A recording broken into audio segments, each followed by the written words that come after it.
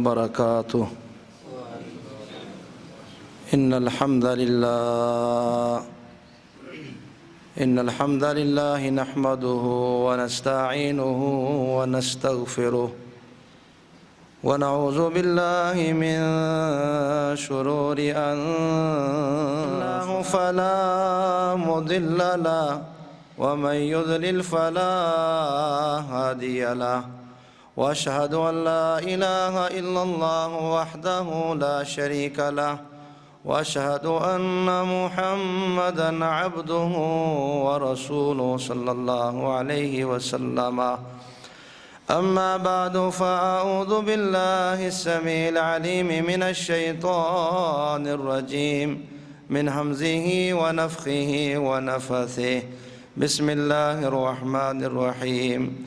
या अय्युहल्लज़ीना आमनुत्तक़ुल्लाहा हक़्क़ तुक़ातिहि वला तमूतुन्ना इल्ला व अंतुम मुस्लिमून। या अय्युहन्नासुत्तक़ू रब्बकुमुल्लज़ी ख़लक़कुम मिन नफ़्सिन वाहिदा व ख़लक़ मिन्हा ज़ौजहा वबस्स मिन्हुमा रिजालन कसीरन व निसाअ वत्तक़ुल्लाहा अल्लज़ी तसाअलून बिही वल अर्हाम इन्नल्लाहा काना अलैकुम रक़ीबा। या अय्युहल्लज़ीना आमनुत्तक़ुल्लाह वक़ूलू क़ौलन सदीदा युस्लिह लकुम अअमालकुम व यग़फ़िर लकुम ज़ुनूबकुम वमन युतिइल्लाह व रसूलहु फ़क़द फ़ाज़ फ़ौज़न अज़ीमा। अम्मा बअदु फ़इन्न ख़ैरल हदीसी किताबुल्लाह व खैरल हदी हदी मुहम्मदिन सल्लल्लाहु अलैहि वसल्लम व शर्रुल उमूरि मुहदसातुहा व कुल्लु मुहदसतिन बिदअह व कुल्लु बिदअतिन ज़लालह व कुल्लु ज़लालतिन फिन्नार। यक़ूलुल्लाहु सुब्हानहु व तआला फ़ी कलामिहिल मजीद। अऊज़ु बिल्लाहि अस्समीइल अलीम मिनश शैतानिर रजीम मिन हम्ज़िहि व नफ़्ख़िहि व नफ़्थिहि। बिस्मिल्लाहिर रहमानिर रहीम। सुब्हानल्लज़ी अस्रा बिअब्दिहि लैलन मिनल मस्जिदिल हराम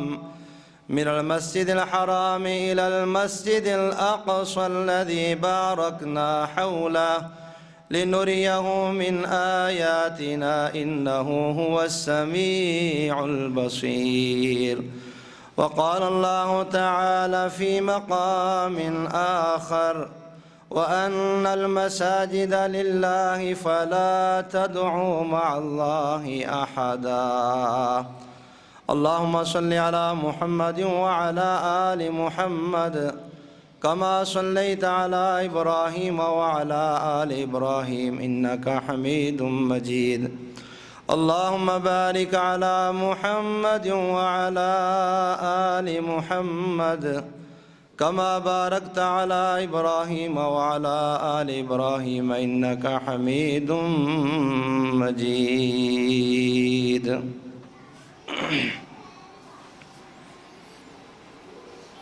हर किस्म की हम्द व सना, बड़ाई, किबरियाई, तकबीरात, तहमीदात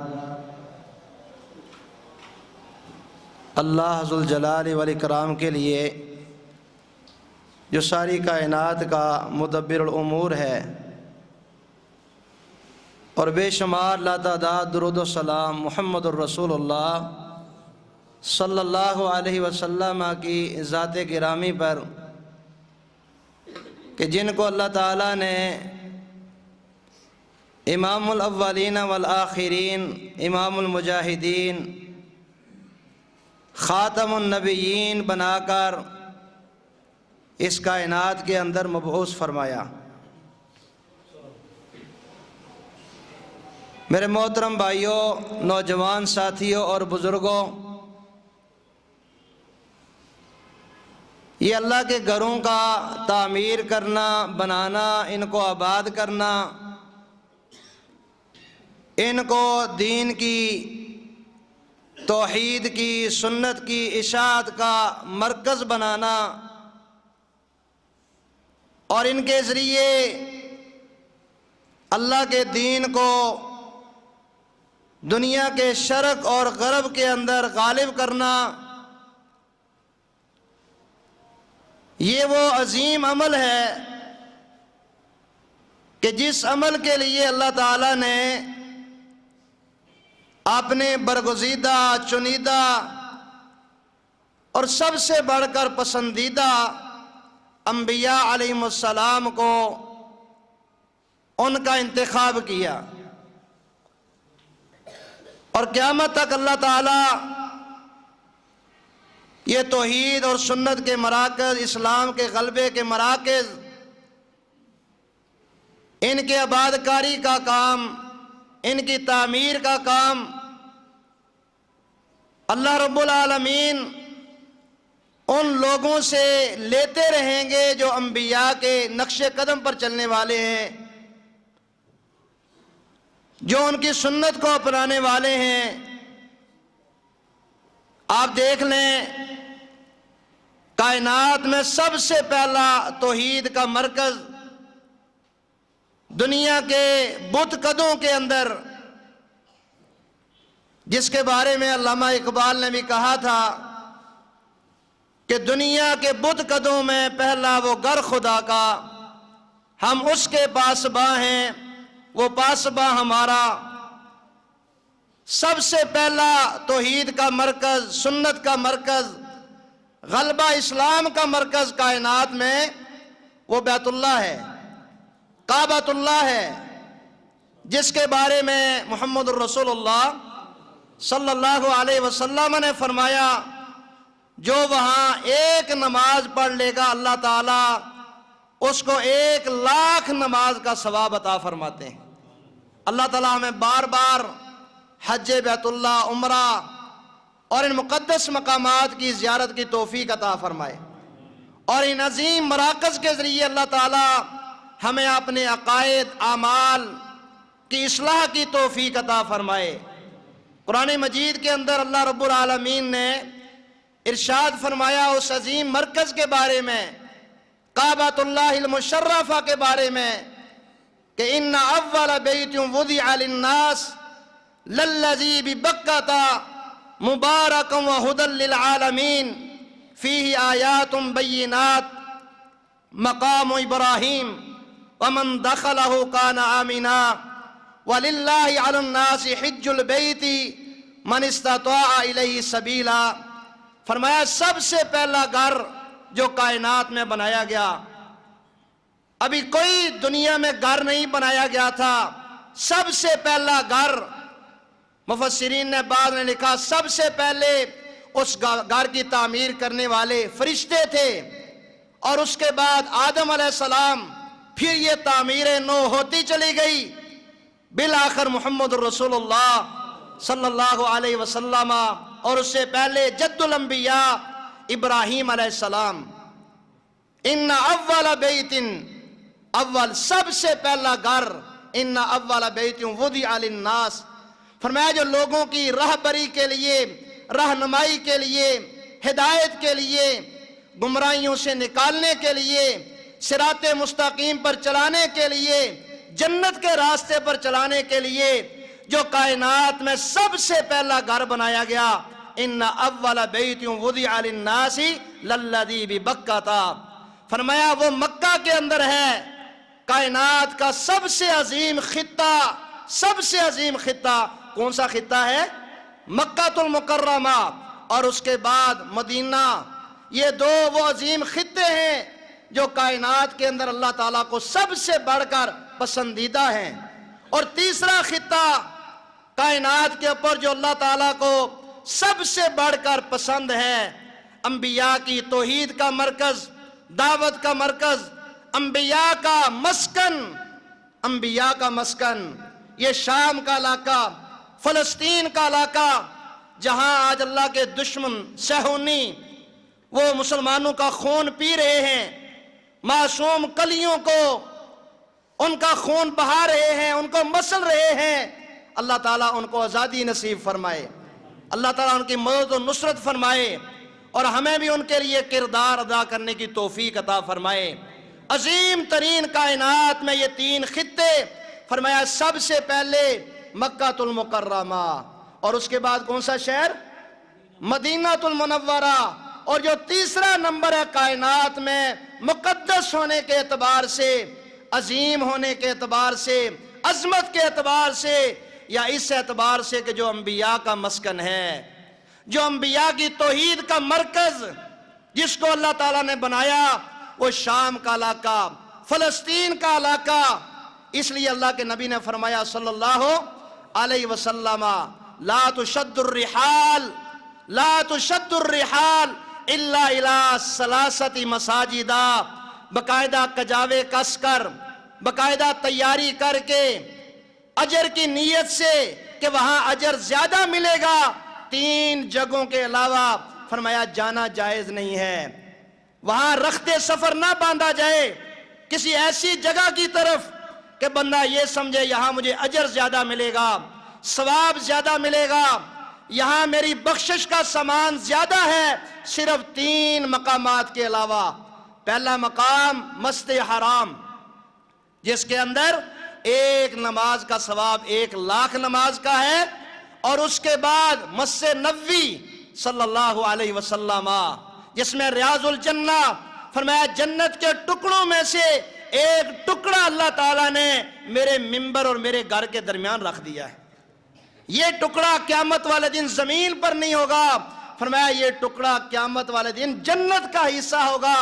اور اس کے بعد فرمایا مسجد اقصی جو آج صہیونیوں کے قبضے میں ہے، ان کے شکنجے میں ہے، انشاءاللہ بہت جلد ان کا شکنجہ ٹوٹے گا انشاءاللہ۔ اسرائیل تباہ ہوگا، فلسطین آزاد ہوگا، یہ اللہ کے وعدے ہیں محترم بھائیوں۔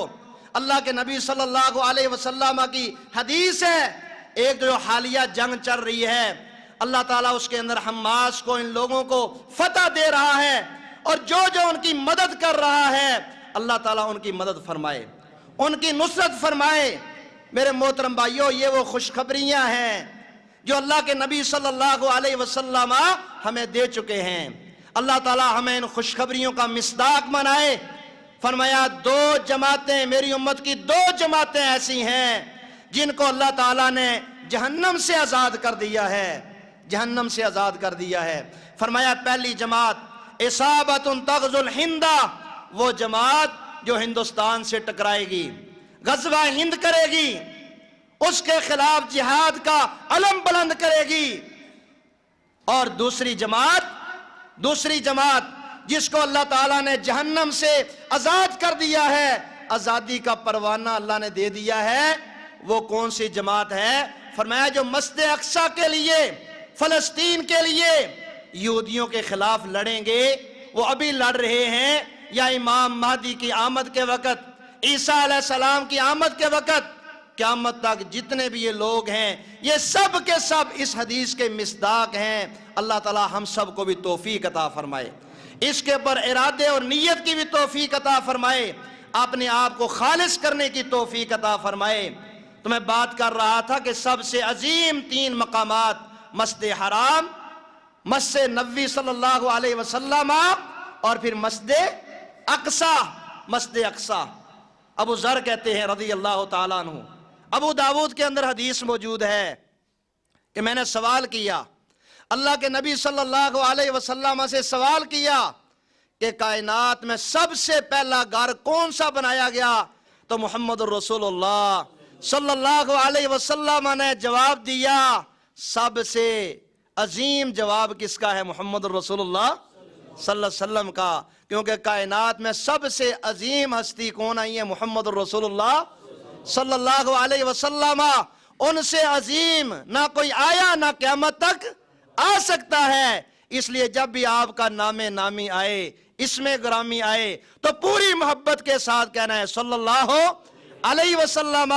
پیارے مصطفیٰ صلی اللہ علیہ وسلم کا ارشاد گرامی ہے، آپ نے فرمایا جو مجھ پر ایک مرتبہ درود پڑے گا، ایک مرتبہ درود پڑے گا، اللہ تعالیٰ اس کو 4 انعامات عطا فرمائیں گے۔ کتنے انعامات عطا فرمائیں گے؟ 4 انعامات۔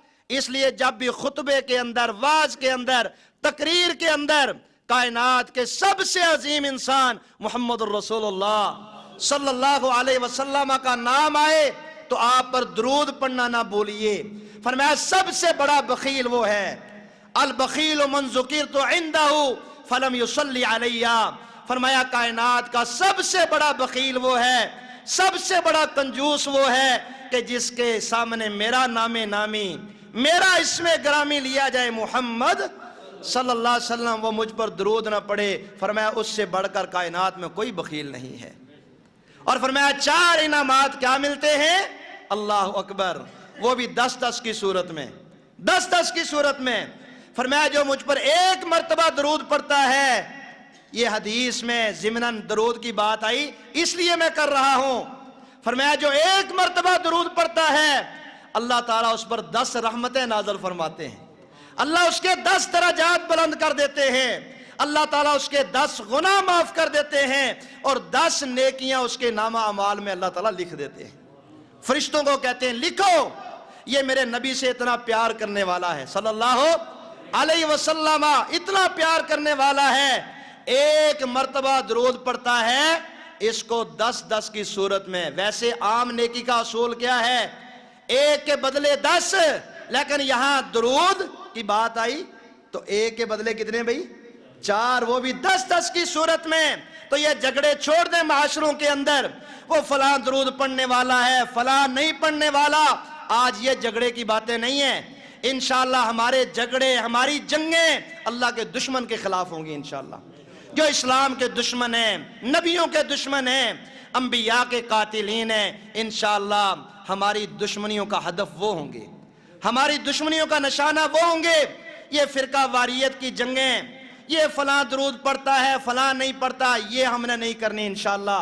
ہر مسلمان اللہ کے نبی کے ساتھ محبت کرنے والا ہے، پیار کرنے والا ہے، اور درود کو اپنے ایمان کا حصہ سمجھنے والا ہے۔ انشاءاللہ ہم نے یہی سوچ لے کر آگے بڑھنا ہے۔ تو سوال کیا اللہ کے نبی صلی اللہ علیہ وسلم سے کہ کائنات میں سب سے پہلا گھر کون سا بنایا گیا؟ تو آپ نے فرمایا مسجد حرام۔ پھر پوچھا اس کے بعد کون سا؟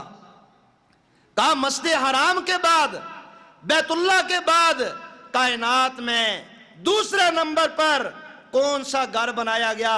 محمد الرسول اللہ صلی اللہ علیہ وسلم نے زبان نبوت سے، اپنی پاکیزہ زبان سے فرمایا کہ دوسرے نمبر پر کائنات میں مسجد اقصی بنائی گئی، مسجد اقصی۔ اس کے بعد پھر مسجد نبوی، اور یہ ترتیب آگے چلتی ہے۔ حضرت ابوذر نے کہا رضی اللہ عنہ کہ ان دونوں کے درمیان کتنا فاصلہ ہے، کتنی مدت ہے؟ مسجد اقصی کتنی مدت کے بعد بنی؟ اللہ کے نبی نے فرمایا صلی اللہ علیہ وسلم 40 سال کے بعد۔ کتنے سال کے بعد؟ 40 سال پہلے کائنات میں توحید کا مرکز، سنت کا مرکز، دین کی دعوت کا مرکز بیت اللہ، اور 40 سال کے بعد مسجد اقصی قبلہ اول، قبلہ اول۔ جب اللہ کے نبی صلی اللہ علیہ وسلم مدینہ کے اندر آئے، حدیث میں آتا ہے 16-17 ماہ تک۔ کتنے ماہ تک؟ 16-17 ماہ تک پیارے مصطفیٰ صلی اللہ علیہ وسلم مسجد اقصی کی طرف منہ کر کے نماز پڑھتے رہے۔ اس کے بعد آپ کی خواہش تھی، آپ کی خواہش تھی کہ میرے لیے بیت اللہ کو قبلہ بنا دیا جائے۔ پھر اللہ تعالیٰ نے آپ کی خواہش پر، اس تفصیل کو اگر آپ پڑھنا چاہیں، دوسرا سپارہ اس کا پہلا صفحہ مکمل، اور دوسرا آدھا صفحہ، تقریباً یہ 1.5 صفحے صرف اس موضوع پر ہیں کہ اللہ کے نبی صلی اللہ علیہ وسلم بار بار اپنا چہرہ انور آسمان کی طرف اٹھاتے اور خواہش کا اظہار کرتے کہ میرے لیے بیت اللہ کو قبلہ مقرر کیا جائے، میری امت کے لیے بیت اللہ کو قبلہ مقرر کر دیا جائے۔ اللہ تعالیٰ نے آپ کی خواہش کی لاج رکھتے ہوئے قبلہ اول سے آپ کو بیت اللہ کی طرف منہ کر کے نماز پڑھنے کا حکم دیا۔ میرے محترم بھائیوں، جو بھی اللہ کے دین کے مراکز سے جڑ جاتا ہے، جو معاشرے جڑ جاتے ہیں، جو افراد جڑ جاتے ہیں، اللہ کی قسم وہ کامیاب ہو جاتے ہیں، گمراہیوں سے نکل آتے ہیں، عقائد کی اصلاح کر لیتے ہیں، اعمال کی اصلاح کر لیتے ہیں۔ اللہ کے نبی نے فرمایا صلی اللہ علیہ وسلم، یہ حدیث بھی ابو داود کے اندر موجود ہے، ابو داود کے اندر فرمایا احب البلاد الی اللہ مساجدها وابغض البلاد الی اللہ اسواقها۔ فرمایا کائنات میں جیسے اللہ تعالیٰ کو سب سے بڑھ کر جو خطہ پسند ہے نا، وہ کون سا ہے؟ مکہ۔ اور دوسرے نمبر پر کون سا بھائی؟ مدینہ۔ اور تیسرے نمبر پر بیت المقدس، مسجد اقصی، یہ فلسطین اور شام کا علاقہ۔ اور چوتھے نمبر پر اللہ تعالیٰ کو کچھ جگہ پسند ہیں، کچھ جگہ پسند ہیں جو ساری جگہوں سے اللہ کو زیادہ پسند ہیں۔ وہ کون سی جگہ ہیں؟ فرمایا لوگو احب البلاد، ملکوں میں، خطوں میں سب سے زیادہ پسندیدہ جگہ مساجدها، وہ اللہ کی مساجد ہے، اللہ کے گھر ہیں۔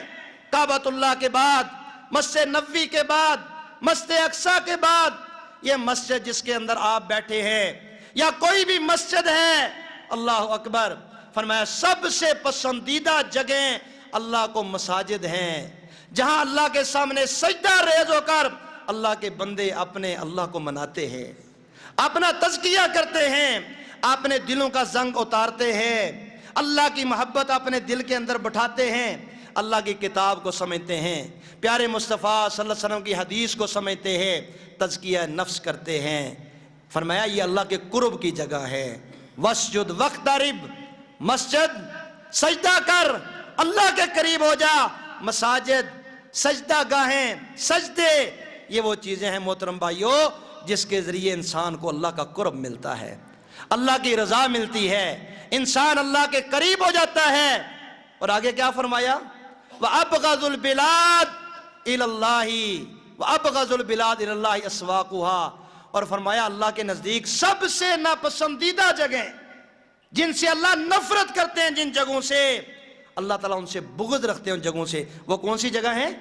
فرمایا بازار، بازاروں میں رش دیکھیں، خواتین کا رش، نوجوانوں کا رش۔ مساجد ویران ہیں، مساجد ویران ہیں۔ یہاں سے اپنے ایمان کا اندازہ لگائیں، اللہ کے ساتھ محبت کا اندازہ لگائیں، دین کے ساتھ محبت کا اندازہ لگائیں۔ میرے محترم بھائیوں، اللہ کے نبی صلی اللہ علیہ وسلم نے فرمایا کہ اللہ کی بندیوں کو، عورتوں کو مساجد آنے سے مت روکو، یہ تزکیہ کی جگہ ہے، یہ اصلاح کی جگہ ہے۔ خطبہ سن کر اپنی اصلاح کریں گی۔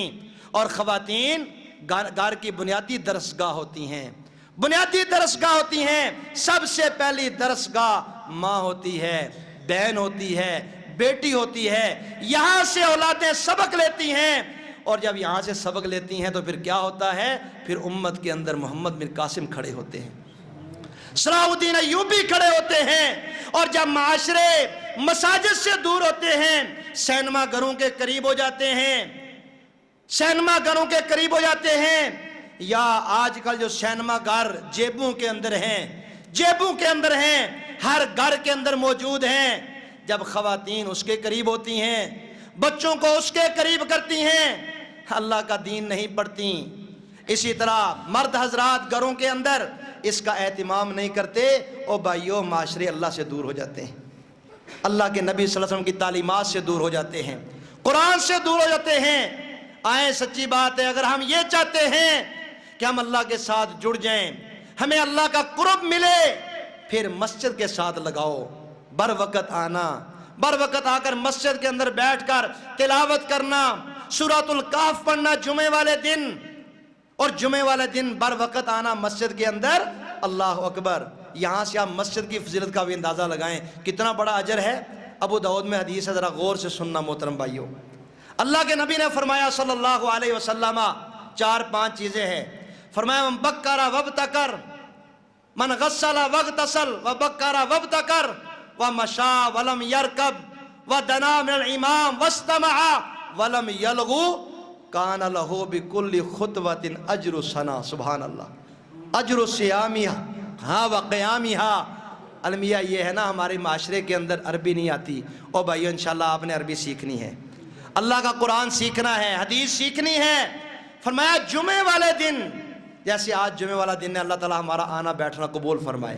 اللہ تعالیٰ ہمیں اس کی رغبت عطا فرمائے, شوق عطا فرمائے کہ ہم خود بھی آئیں, اپنے بچوں کو لے کر آئیں, خواتین کو لے کر آئیں.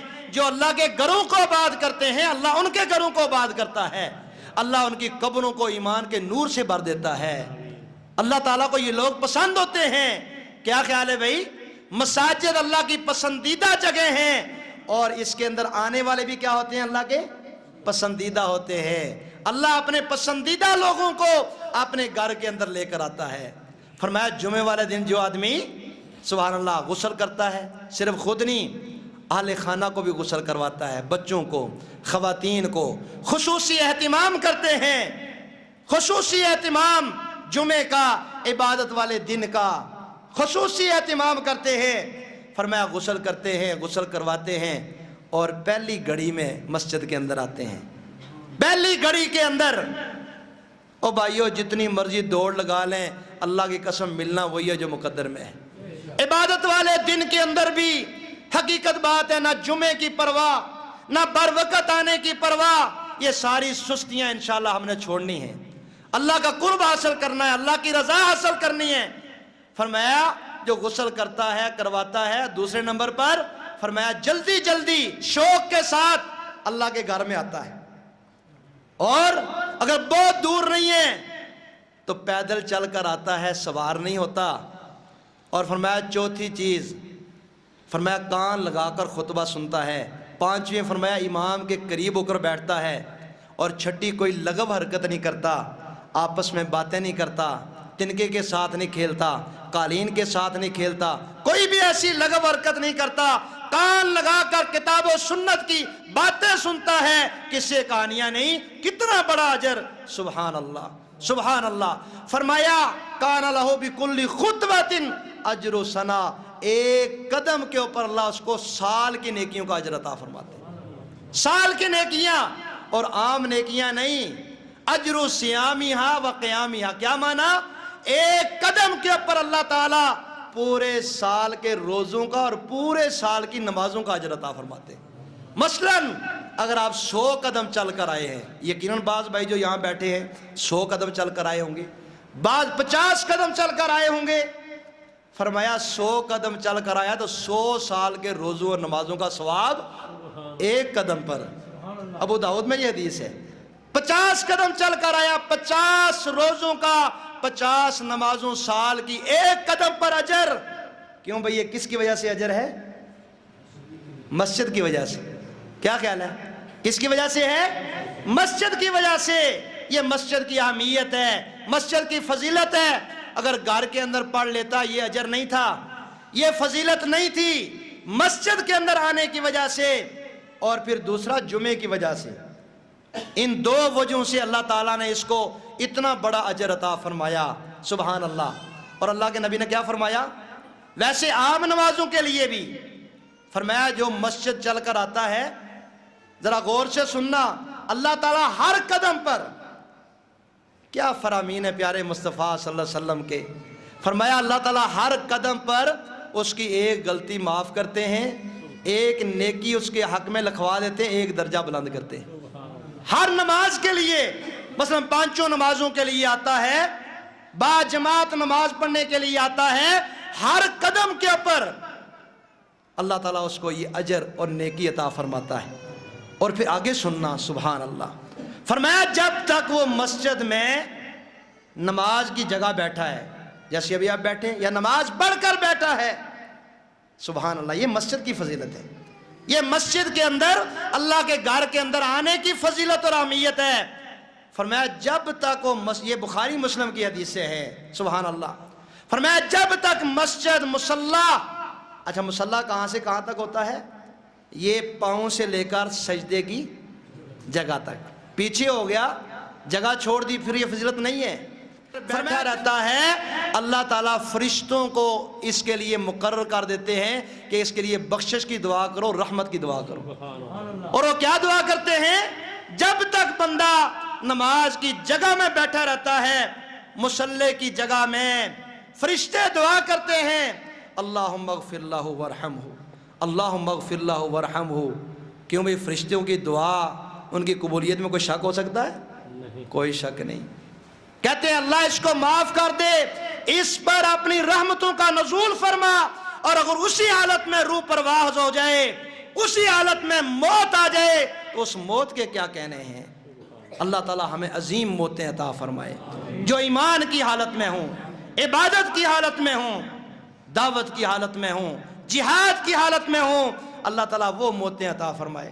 دنیا میں کتنے لوگ ہیں، اللہ اصلاح فرمائے، چرس پیتے پیتے، بانگ پیتے پیتے، کیوں بھائی؟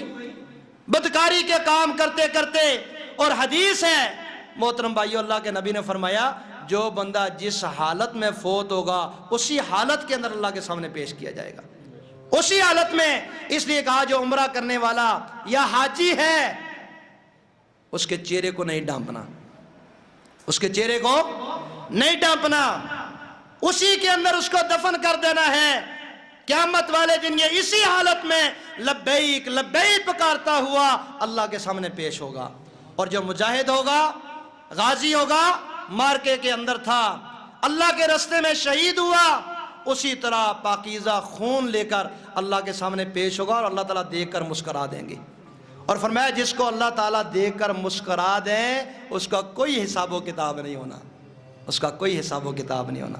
اللہ تعالیٰ ہم سب کو مسجد کے ساتھ لگاؤ کی توفیق عطا فرمائے، مسجد کو آباد کرنے کی توفیق عطا فرمائے، باجماعت نمازوں کی توفیق عطا فرمائے، اور جمعے کے لیے اللہ تعالیٰ ہم سب کو بر وقت آنے کی توفیق عطا فرمائے۔ وآخر دعوانا الحمدللہ رب العالمین۔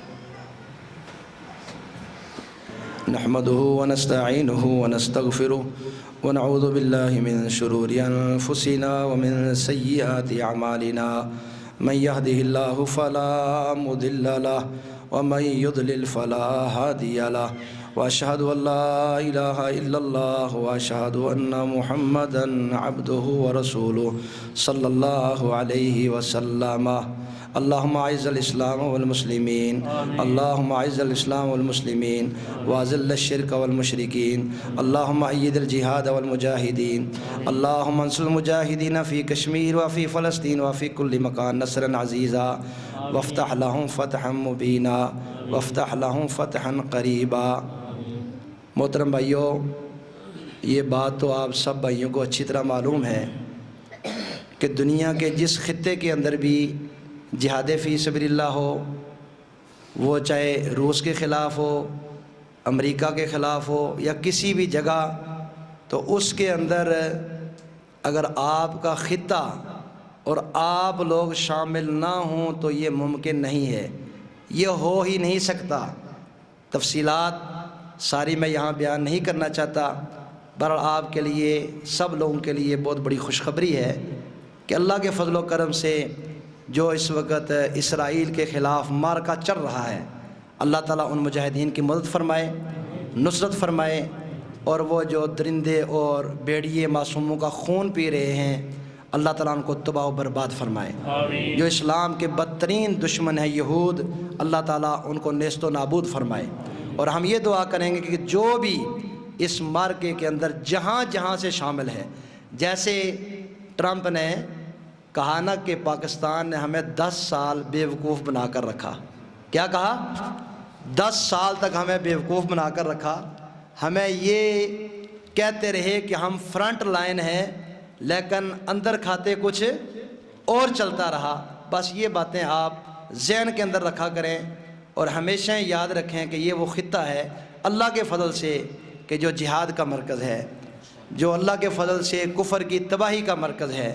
اسی کے ذریعے اللہ نے بڑی بڑی طاقتوں کو زخم چاٹنے پر مجبور کیا ہے، کر رہا ہے، اور انشاءاللہ کرے گا۔ کچھ باتیں وہ ہوتی ہیں جو قبل از وقت مناسب نہیں ہوتی، اس لیے ہمیں اطمینان کے اندر رہنا ہے اور دعائیں کرنی ہیں، اور جو ہم کر سکتے ہیں وہ ہم نے انشاءاللہ کرنا ہے اور کر رہے ہیں۔ اللہ تعالیٰ ان مجاہدین کی مدد فرمائے، اللہ تعالیٰ ان کی نصرت فرمائے۔ کشمیر کے اندر جو مجاہدین ہیں اللہ ان کی مدد و نصرت فرمائے، جو بیمار ہیں اللہ تعالیٰ ان کو شفائے کاملہ عاجلہ عطا فرمائے۔ اللہ تعالیٰ امت کو آپس میں اتحاد و اتفاق نصیب فرمائے، جب تک قائم رکھے دین اسلام کے اوپر، اور جب بھی موت دے اللہ تعالیٰ ایمان کی حالت میں شہادت کی موت عطا فرمائے۔ سبحان ربک رب العزت عما یصفون وسلام علی المرسلین والحمد للہ رب العالمین۔